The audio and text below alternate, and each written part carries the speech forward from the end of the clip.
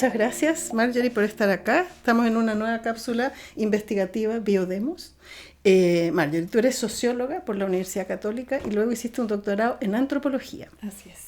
Entonces nos gustaría preguntarte, lo primero, pensando en tu formación como investigadora, instancias importantes en el pregrado, en el posgrado, equipos de investigación o experiencias investigativas que para ti sean muy marcadoras de lo que tú haces. Gracias, Marcela, por la pregunta. Pensar así en el largo plazo, me encanta.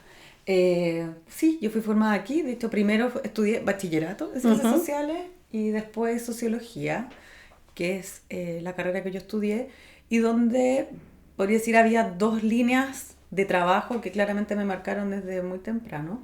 Fundamentalmente la teoría sociológica, y fui ayudante de cursos de teoría, fundamentalmente. Pero a la vez, y ya hacia el final de la carrera, me gustó también el trabajo cualitativo, por una parte, y tuve una inclinación por los medios y la incipiente vida digital que ocurría a fines de los 90, principios de los 2000. Entonces yo diría que esas dos cosas ya estaban marcadas desde el pregrado. Y después, antes de hacer el doctorado, yo estudié una maestría, un magíster, y eso fue en medios y comunicaciones. Ahí eso lo estudié en Goldsmith, en Londres. Y lo menciono porque ahí fue donde ya descubrí no solamente el mundo de lo cualitativo, sino que la etnografía propiamente tal, que es a lo que me dedico en términos no solamente metodológicos, sino como aproximación investigativa, por una parte, y a, bueno, teoría cultural que no había conocido en sociología de la Universidad Católica, y a pensamiento continental contemporáneo, etcétera. Entonces me vi en una encrucijada al momento de tomar la decisión del doctorado, donde una opción era efectivamente dedicarme a la teoría cultural. De hecho tenía un profesor con quien estudiar en esa línea, pero, y lo menciono porque creo que marca un hito para lo que vino después, yo opté por un doctorado en antropología que me permitía el equilibrio entre la vida en terreno, la calle, estar con las personas, estar en las casas. Yo estudio vida cotidiana, después te comento un poco más de eso, y seguir dialogando con la teoría, con la filosofía, con las ciencias sociales en un sentido amplio. Y es así como transito hacia un doctorado en antropología, en principio. Después te puedo comentar que efectivamente ya venía desde el pregrado mi interés por el estudio de las vidas cotidianas o los micromundos de alguna forma. Entonces autores como Goffman, etcétera, ya me marcaban. En paralelo a las grandes teorías que se veían acá, o a la filosofía, y si me acuerdo el minor de filosofía, etcétera. Pero esa beta para mí era interesante, y tanto en los estudios de medios y comunicaciones, que eran básicamente los profesores de los antiguos estudios culturales de Birmingham, ese tipo de ciencia social de las vidas cotidianas, de los mundos populares, etcétera, marcó también una inquietud por estudiar, podríamos decir, lo que no suena a primera vista importante. Eso es un sello de lo que yo he hecho siempre, ¿ya? De estudiar, como dice mi guía de tesis, la humildad de las cosas. ¿Ah? Y de, así a lo Bourdieu, estudiar todo aquello que en general vemos muy poco, pero que está eventualmente determinando, como dirán algunas teorías, o al menos está ensambladas con las cosas que tradicionalmente nosotros observábamos como cientistas sociales. Entonces eso marca, diría yo, tanto mi tesis doctoral como mucho de lo que he hecho después, que son temas muy distintos, ¿ya? Mi trabajo doctoral es un trabajo que tiene poco que ver con lo que he hecho después en Chile, en ese sentido temático, pero no en el sentido de la aproximación investigativa. Yo hice podríamos decir, una etnografía urbana, una antropología urbana en la ciudad de Madrid, donde estudié las vidas cotidianas, donde me metí a los roperos y a los closets. Mis estudiantes saben eso, los que han tenido cursos conmigo de urbana o cultura material, y donde traté de entender cómo se constituía el individuo y el sujeto en una sociedad que tradicionalmente es conocida por su vida pública, por su vida en las calles, por los cafés, por los bares, ¿no es cierto? Y cómo se articula la noción de persona, cómo se articula la noción de sujeto desde esas vidas, pero estudiando, insisto, aquello que no es lo más obvio. En esa época, bueno, me acuerdo, me metí a indagar en los celulares, previo, esto es antiguo, antes de las redes sociales, pero a partir de las redes de contactos, a partir de los usos todavía incipientes de algunas redes sociales, entender cuáles eran las búsquedas, qué se mostraba, qué se escondía en distintos espacios, etc. Eso fue para mí sumamente enriquecedor para después llegar a Chile y quizá con un prisma o una lente parecida, estudiar temáticas súper distintas. Insisto, más en el título que en lo que hago de fondo, porque yo siempre he estudiado, al estudiar obviamente relaciones familiares cotidianas, estudias maternidad, cosas que estudié después en Chile de manera más directa, ¿ya? Y en Chile partí el 2010 con un primer Fondesit de iniciación, y ese Fondesit me llevaba a estudiar las vidas cotidianas, pero de un momento en las vidas de mujeres e hijos. Nosotros nos acercábamos a mujeres que estaban embarazadas en el último trimestre de su embarazo y conocer cómo se configuraba la relación, pero también qué era el convertirse en madre hasta que el niño se cumplía 1 año. Entonces eran visitas mensuales fundamentalmente, y no solo visitas, también acompañamientos a controles médicos, al supermercado, a lo que tocara, a la feria. Y esa investigación para mí es como un aterrizaje a la realidad chilena, del Chile neoliberal, de los 30 años y cosas que podemos hablar después de trabajar en Biodemo, porque lo estudiamos, y hablo en plural, después de hablar con quienes trabajé. Bueno, en ese trabajé con Gabriela Piña, que también está en Biodemo como asistente de investigación durante el primer año. Después se incorporaron también Sofía Bowen, la Marisol Verdugo y la Nicole Segura. Y con ellas trabajamos con más fuerza la realidad rural en la Araucanía, mujeres y familias mapuche. Entonces, cuando te digo que fue un aterrizaje y un adentrarnos, lo fue de una manera sumamente inductiva, sin saber mucho, pero confiando en que estos métodos lentos, estos métodos de inmersión de a poco, nos dieron luces de cosas que seguimos escribiendo hasta el día de hoy. Eso te puedo contar como de la primera parte de mi trabajo. Y luego de ese proyecto, instancias acá, equipos de investigación, relaciones con otros, como pensando que tenemos, a lo largo de nuestras trayectorias como investigadoras, momentos marcadores, ¿no? Que a ti te hacen, me imagino que la llegada acá y esta inmersión, ¿no? Esta otra realidad que la de allá. Pero hablaste de tus equipos, ¿no? De estas colegas con las que trabajaste. ¿Hay otras instancias que te hayan sido muy significativas? Sí, muchísimas. Piensa que el 2013 nace el pregrado en antropología, que me tocó acompañar, liderar, y por lo tanto también la contratación de colegas que no necesariamente venían de las mismas temáticas, pero con quienes armamos, entre otras cosas, el Centro de Estudios Interculturales Indígenas, lo formulamos. Entonces hay una compenetración y un enriquecimiento conceptual y enriquecimiento metodológico y enriquecimiento de distintos terrenos con mis colegas, que fue muy temprano, con Helene, con Piero, que fueron los primeros, y después con muchos de la Escuela de Antropología que se fueron incorporando por una parte. El Centro de Estudios Interculturales Indígenas nos lo adjudicamos el año 2012.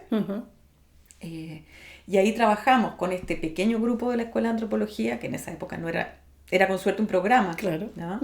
Y donde también fuimos dialogando con otras personas dentro y fuera de la universidad, ¿ya? Con personas del Campo Villarrica, con personas de otras universidades que estuvieron interesadas, con personas que venían de historia, el caso de Pedro Meje, que después se incorporó a la Escuela de Antropología. Pero yo creo que ahí hay un hito importante, no solamente en el marco, digamos, de desarrollo institucional de la formación de la Escuela de Antropología, pero también en términos de apertura a temáticas que, claro, yo tenía esta inmersión incipiente en esta Araucanía rural, o macrozona sur, o como la quieran llamar, pero me encontré con colegas que llevaban muchos años trabajando. El caso de Piero, él había hecho su trabajo doctoral en contexto mapuche, o la Helene, que había trabajado con juventudes y realidad indígena en la Bolivia urbana, etc. Y quienes venían con aparatajes conceptuales fascinantes. Entonces, para mí eso fue pegar un salto, ¿te fijas?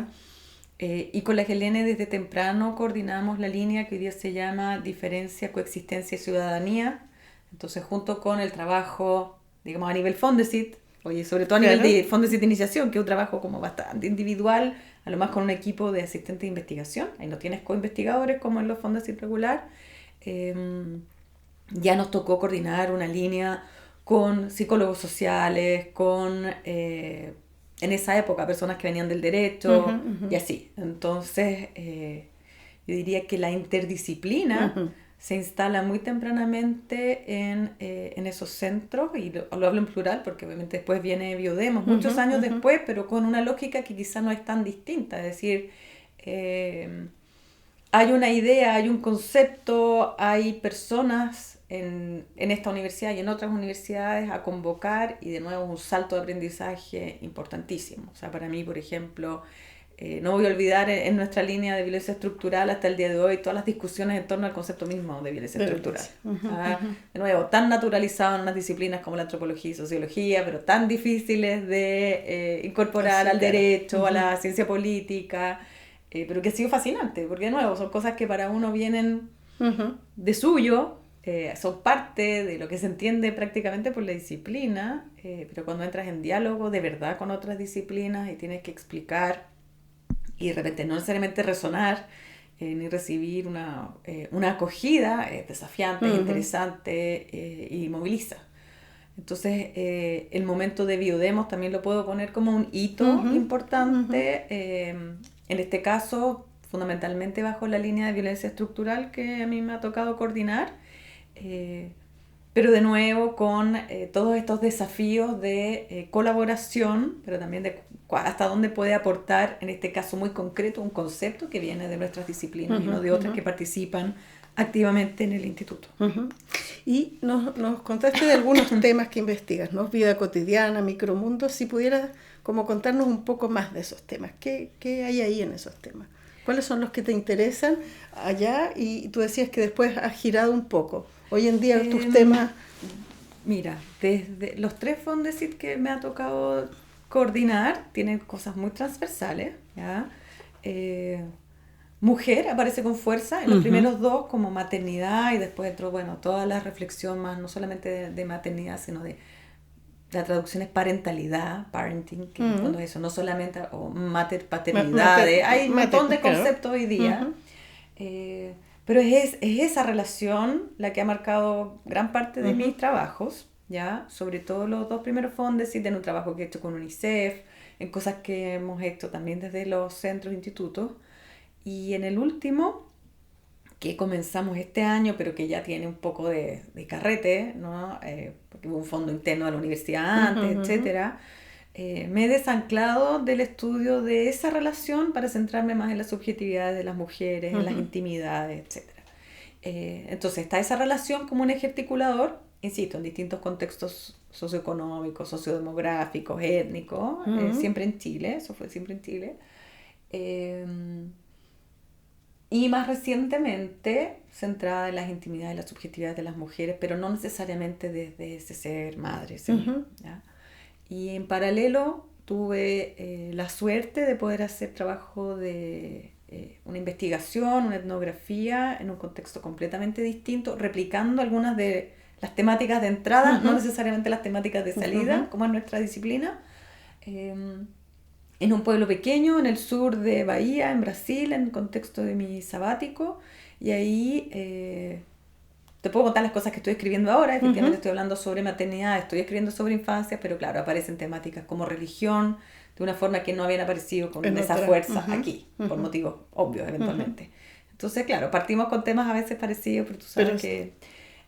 dicho eso, yo diría que claro, si bien en la superficie hay poco cambio, sí ha habido cambios en los enfoques, por una parte, y otras cosas que son muy de continuidad. Entonces, cuando te digo, sí, vidas cotidianas, esos son como micromundos, claro. Para mí eso es transversal. Cultura material siempre está, vida digital siempre está. Lo que pasa es que no están los títulos, no están los nombres de los proyectos, pero forma parte siempre está, claro, como parte articuladora de las investigaciones.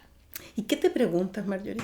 ¿Cuál es tu pregunta, por ejemplo, ahora con estas mujeres? ¿Cuál y su intimidad, su subjetividad? ¿Cuál es la pregunta que te aqueja, que te intriga con ella?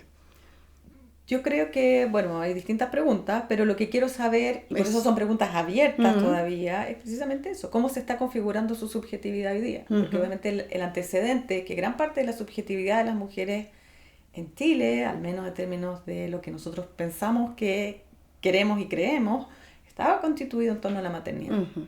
Y hoy día eventualmente eso no es tan así. Y entonces, ¿cuáles son los afectos que están en juego? ¿Cuáles son las metas que están en juego? ¿Cuáles son los sueños? ¿Cuáles son las expectativas de futuro? ¿Cuáles son las heridas que eventualmente hacen que hoy día tomes decisiones quizá distintas a las generaciones anteriores? Y obviamente aquí es como que cae de cajón todo el cambio en la configuración demográfica, las bajas la tasa de fecundidad, etcétera, que Eso nos está- están eso está diciendo ahí, algo. claro. Eso está ahí como telón de fondo. Pero era una inquietud antes de tener, digamos, la estadística en la mano, ¿ya? Porque nosotras hemos visto a lo largo de todos estos años de investigación que nosotras mismas a veces cometemos el error de estudiar a las mujeres en tanto madres, que es lo mismo que criticábamos de las políticas públicas, ¿no? De qué sé yo, el Ministerio de Desarrollo Social, que las aproximan tanto cuidadoras, en tanto madres, etcétera. Y si bien eso puede ser una parte fundamental de las vidas de las personas eventualmente, y seguro, no es solo eso. Solo eso, claro. Entonces también es salir de la maternidad y salir de los cuidados como el único gran eje articulador de la investigación sobre mujeres. Eso para mí es una inquietud real, es algo que de verdad quiero descubrir y es nuevo, sobre todo en las generaciones más jóvenes. Porque nosotros que hemos hecho varias como revisitas y estudios, qué sé yo, estudios como más de tipo aplicado, pero que replican metodologías anteriores, hay un montón de continuidad, podríamos decir, esa información está súper saturada, no sé, para mujeres de 35 hacia arriba. Pero yo no había estudiado mujeres que en esa época eran las hijas ¿te fijas? De estas mujeres, y hoy día claro. me interesa profundamente, y no sé si estamos conociendo a las mujeres de 20 y poco como sujeto de investigación en el sentido de lo que nosotros hemos estudiado. ¿Y por qué investigas eso que investigas? Yo creo, o sea, yo tengo una respuesta para cuando llegué a Chile, y bueno, después cuando uno se mete en un tema no es tan fácil salir, también hay que tener ahí eso presente. Yo tuve varias conversaciones al llegar a Chile, porque piensa, yo venía con investigación en otro territorio, en otro contexto, con otras preguntas, con otras historias, con otros traumas, que tú bien conoces por el caso español, y es evidente que el momento de la reproducción humana es el momento también de la reproducción social, y es, como podríamos decir, un buen termómetro para conocer el territorio en el que estáis metido. Entonces no había, de mi parte, inicialmente, y esto así, con toda la franqueza del mundo, en el fondo no es que yo siempre hubiera vibrado naturalmente con una temática, pero yo sabía que adentrarme ahí, y por el tipo de metodologías, y por el tipo de preguntas y respuestas que ya había tenido en España, la maternidad, un súper mega tema ya también, evidente, sí. Era un ángulo desde donde yo podía entrar a mi territorio de una manera donde podía aportar y donde podía de verdad enriquecerme y hacerme las preguntas de fondo, no solamente desde esas realidades microscópicas, sino que de eso, desde cuál es el tipo de subjetividad que está en juego hoy día, de sus vidas económicas, de sus aspiraciones políticas, porque eso es la antropología. Tú te metes en un tema, pero en verdad estás estudiando transversalmente muchísimos otros. Claro. ¿Te fijáis? Entonces, esa es como mi respuesta de cuando llegué. Y claro, después quedáis ahí y no cambias tanto de tema, al menos a nivel de investigación individual. Porque como está hecho también el sistema de investigación, Acá, claro. refuerza que tú tienes cierta experiencia, cierta trayectoria, entonces los movimientos no son así drásticos. Y para mí ya fue un movimiento drástico hacer investigación en Brasil, por ejemplo, y ahora desmarcarme de estudiar cuidados y maternidad. Salir de ahí. Eso para mí son pequeños movimientos, pero que me abren, y eso me gusta, para seguir con la inquietud real, ¿no? Y para eso el sabático fue increíble, ¿no? Como de verdad mantener las preguntas vivas, las preguntas abiertas, y tener la inquietud de verdad no saber. Que a veces después de ciertos años, cuando lleváis algo, empiezas a encontrar aristas de temática, pero no necesariamente grandes nuevos hallazgos. Y que bueno, no necesariamente siempre hay que estar teniendo grandes nuevos hallazgos, ¿no? Pero hay un momento en que al menos yo sentí que ya habíamos tomado varias de las aristas de esos hallazgos iniciales. Entonces ahora estamos en una etapa nueva. Y en eso, ¿cómo llega Biodemos o cómo se inserta Biodemos en tu trayectoria como investigadora? Biodemos entra en un momento bien interesante, para mí súper importante. Ya estaba con el segundo Fondesit, estaba también, y esto es parte de la historia más personal, con mis niños un poquitito más grandes. Mis niños son del 2013 y el 2015.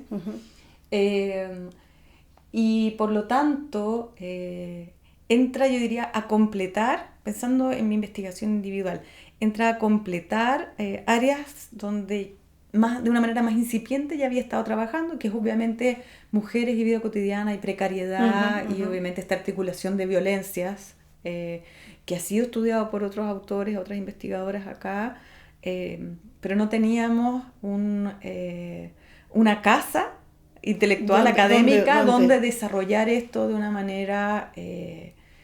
eso, cómo funciona Biodemos, donde nos vamos complementando, donde hacemos desarrollos de conceptos en conjunto, donde compartimos investigaciones, etc. Entonces, en ese sentido fue un regalo súper importante. Y por otra parte, es bueno, siempre la inquietud de saber en qué están los otros, los demás. O sea, por ejemplo, en el caso nuestro de la línea de violencia estructural, conocer toda la trayectoria nueva, por poner solo un ejemplo, ¿no? De lo que ha hecho la María Pastrevilco y compañía en Batuco, y conocer toda la realidad nueva de los campamentos, que bueno, uno venía con la historia antigua, ¿no? De lo que a mí me tocó estudiar, leer y observar y que se iba a hacer voluntariado hace 20 años, ¿no? Súper distinto a la realidad de los desafíos, a las encrucijadas en las que se encuentran esos militantes, los líderes, por poner un ejemplo específico, pero que es fascinante, ¿no? Y pensando en nuestras trayectorias, y acá también en Biodemos nos vamos encontrando con investigadoras e investigadores más jóvenes, ¿no? Tú nombraste, por ejemplo, la Gabriela que partió contigo, ahora está acá como investigadora. Hay una serie de personas que nos vamos encontrando. Si pudieras pensar desde tu trayectoria como investigadora, ¿qué consejos les darías? Consejos que pueden ser, haga esto o no haga esto, o por ningún motivo, o cómo les alentarías, ¿no? Como en esta trayectoria. Hay una tensión, yo creo, que hay que saber manejar muy bien entre, por una parte, aliarse y seguir y escuchar a los más viejos y a las más viejas. Yo soy una férrea seguidora y siempre lo seré de la relación maestro-aprendiz, de cómo existen las mentorías en la vida. Yo tuve la suerte de tener grandes mentores y grandes mentoras y me encanta hacer algo de eso también a distintos niveles. Pero no siempre nos encontramos con grandes mentores y mentoras. Entonces hay que saber identificar, hay que saber escuchar las experiencias y a la vez tomar, es como la atención, ¿no? Tomar y ser independiente y atreverse a ser innovador y a ser creativa y no anclarse o subyugarse a nadie. Eso es fundamental. Que en teoría eso lo aprendemos cuando hacemos doctorado, pero no siempre es así. De que cuando encuentras, bueno, y eventualmente no una persona, sino que matizar, encontrar que distintos investigadores e investigadoras te van a entregar distintas cosas y a la vez saber tomar distancia, saber hacer el corte cuando corresponda. Y a mí me encanta, como ya llevo tantos años en cosas de estas, hay un momento donde hay un corte, donde hay un desarrollo independiente y eventualmente después reaparece, pero reaparece como colega, como par, ¿no? Y eso es fascinante, eso es muy bonito, pero necesitamos muchas veces alzar la voz como investigadores e investigadoras jóvenes y para eso es necesario tomarse los espacios que se nos ofrezcan.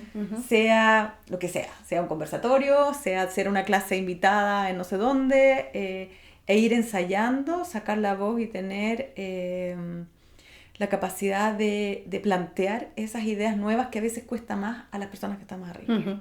Más arriba en el sentido de más experiencia, mayores, más trayectoria, etcétera.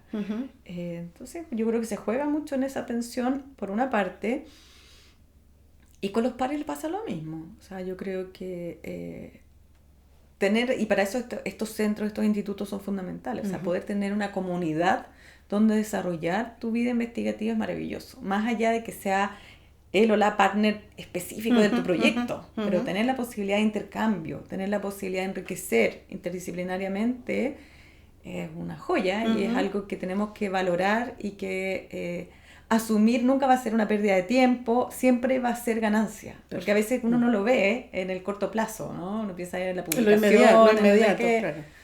Pero es lo que te va dando perspectiva, entonces yo creo que eso tiene un valor. Eso. Para ir cerrando, si pudieras pensar así como en ideas que te gustaría dejar planteadas desde tu trayectoria personal de investigadora para la investigación en estas temáticas, ¿qué podrías compartirnos? A ver, algunas de las ideas que he trabajado y que sigo trabajando desde otros lados, uno es tener cuidado y ser crítico de las teorías universalistas en el caso de lo cultural, que obviamente desde el punto de vista de una antropóloga es obvio, pero cuando te metes en temas que son más pertinentes para otras disciplinas no necesariamente lo son. Y en mi caso ha sido la psicología, por ejemplo, donde he encontrado aliados y aliadas en la psicología, o ciertos tipos de psicología, la psicología cultural, la psicología cross-cultural, se dice en inglés, y donde intentamos de alguna forma cuestionar modelos que no son solamente modelos, es obvio, no son modelos inocuos, no son modelos sencillos de formas de relacionamiento correcto, de quién es quién en la sociedad, etcétera, sino ser capaces también de mostrar, por una parte, la diversidad en el sur global o en distintos contextos, pero también, y eso quizás es lo más ambicioso, ser capaces, y eso yo todavía no lo he hecho, de generar conceptos, generar teoría que logre también hacer pensar al norte. Lamentablemente las disciplinas socioculturales sigue siendo muy fuerte la distinción norte-sur. Entonces ahí yo veo que hay un desafío. Claro, una distinción desigual es norte-sur, ¿no? Totalmente, claro. Donde se imponen teorías que han sido estudiadas o han sido levantadas desde territorios, contextos muy específicos, muy particulares, y se asume que esa es la realidad para todo el mundo. Y aquí, para hacerlo más concreto, los típicos ejemplos con los que hemos trabajado, las teorías del apego, las teorías de qué es ser una buena madre o ser un buen padre. Sí, eventualmente puede que haya cosas que haya patrones, pero obviamente no es llegar a impartir una política pública unívoca para todo el mundo. No solamente estoy hablando, insisto, es un ejemplo, ¿no? La teoría del apego, pero las formas de crianza en general, por dar un ejemplo desde las cosas que yo he trabajado. Para mí hay algo ahí, que hay un hilo conductor y hemos estado trabajando en eso. Por ejemplo, ahora estamos organizando una edición especial en una revista, un dossier, donde trabajamos el tema de los niños que cuidan a otros niños de una manera que intenta ser no patologizante necesariamente, pero tampoco invisibilizar esa tensión. Y cómo eso también debería dialogar con la política pública. Súper ambicioso, pero hay que hacerlo, creo yo. Eso es un ejemplo. Súper. Bien, pues, muchísimas gracias, por compartir Marce. contigo tu trayectoria. Te pasaste, gracias.